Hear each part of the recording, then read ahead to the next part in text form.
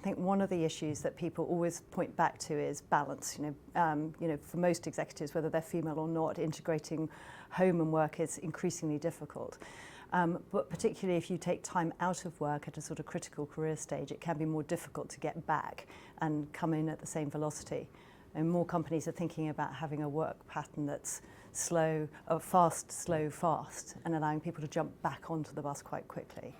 But it's disappointing that we are finding that the aspirations in the UK amongst women are lower than they are in developing markets. Yeah, that's the real disparity that is very interesting in this report. Brazil, China, India, aspirations are far higher than here in Britain. And what we're also seeing is in those markets, there's an awful lot more development of women in the workplace, either mentoring or whether or not it's more learning-based development, and perhaps we're lagging behind that, and there's a huge opportunity for UK organisations to spend a bit more time spotting those with potential and putting some real development energy behind it. So what do businesses do about this?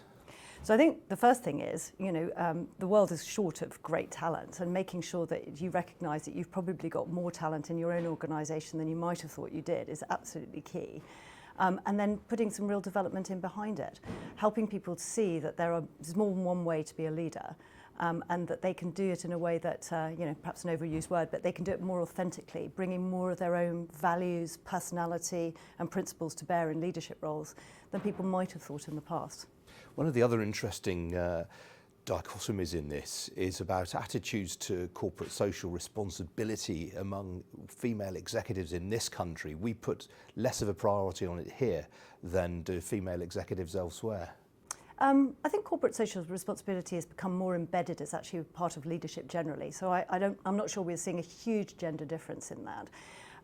Many more of the CEOs that we talk to now have a real sense of purpose about what they're trying to achieve for organisations, and actually that sense of purpose and how to actually be creative as a leader and either root your organisation in society or think about how to unleash innovation, think about how to make sure that you're connecting with the workforce, not just through an intellectual sort of argument about what you should be doing. Those are all becoming much more important for people who might be trying to transform organisations or actually transform the way business works. Do we need more female business role models?